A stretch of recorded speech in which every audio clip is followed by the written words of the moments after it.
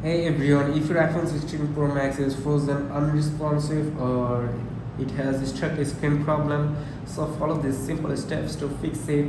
So let's get started. First of all, you have to go to settings and check for software updates. If any update is available, make sure you have updated your software.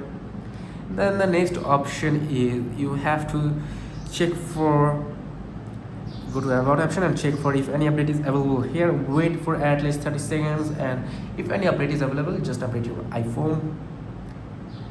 Make sure if you have iPhone storage, because sometimes lack of storage makes your phone hotter and then it creates lag and start screen problem. So tap on the iPhone storage, and if your iPhone does not have any enough storage, then free up storage by clicking on any app you don't want to use or you usually don't use. As an example, I don't use Instagram often. Just tap on to offload app or delete app. Like offloading app will delete the app but will keep its data, and deleting app will delete the app also the data from your iPhone. So that's it.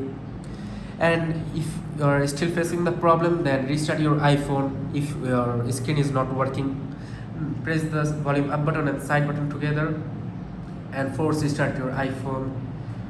This basically refreshes your iPhone, and if any bug is on your iPhone, it will also solve it. So try these steps to fix your iPhone. If this video is helpful, make sure to like and subscribe for more iPhone tips and tricks. See you in the next video.